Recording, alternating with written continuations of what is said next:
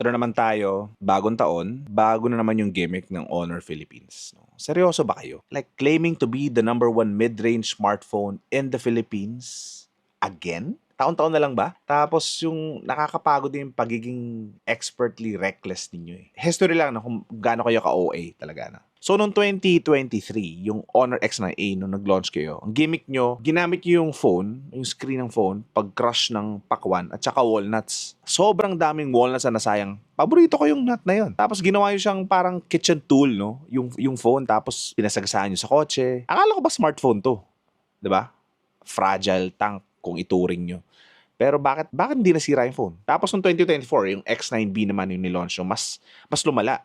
No? Nag-crush kayo ng mga hollow blocks, maraming nasayang na naman, maraming tiles ang nasira, parang biskwit lang yung nadurog, dinurog-durog nyo using yung X9B. Binato nyo sa hagdanan, binagsak nyo mula 100 feet above, no, using a drone. Pero sino ba naman tinong taong maglalaglag or magbabagsak ng phone mula sa ulap? 'Di ba? Nag-iisip ba kayo? Terrifyingly safe? 'Di ba? Ano ba yun? So, 2025 was yung peak ng pagka-OA ng Honor Philippines talaga. Nag-launch sila ng X9C, tapos kumuha pa sila ng endorsers, si Joshua Garcia, at saka si Julia Barreto, na para bang, makakatulong ba to sa benta nyo? Hindi natin alam.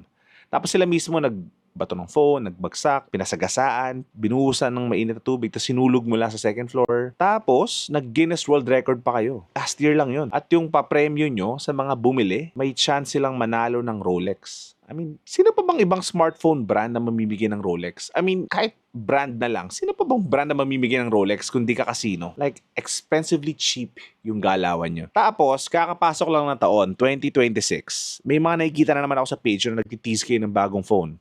Ito yung X9D. Ang sabi nyo, all-angle ultra defense. So, ano ginawa nyo? Binato nyo sa Tesla Cybertruck. Tesla Cybertruck ha. Hindi ko lang kung magkano, 2-3 million, may get. So, stainless steel versus a screen. Nito, Honor X9D. So, spoiler alert, baka mas na-damage pa yung sakyan kesa ito. Kasi, sakyan yun eh. Dapat inaalagaan yun. At kung last year namigay ng Rolex, this year parang, nagyayabang na lang ba kayo? They are giving away a Tesla Cybertruck to one lucky winner. Yung mga bumili syempre ng Honor X9D. Pero, Tesla?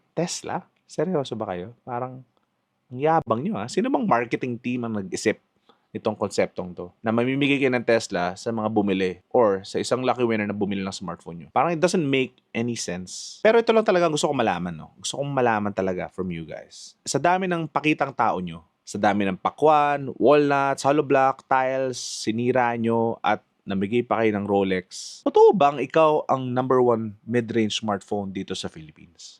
Honor. Sagutin mo nga yan. So, sino man mga taga-Honor dyan, let me know. Comment down below kung kayo ba talaga ang #1 mid-range smartphone dito sa Philippines. But, whatever. So, paraffle nyo muna yung Tesla Cybertruck, tapos saka tayo mag-usap, okay? Bago ako maniniwala. Okay? Bye. Honor.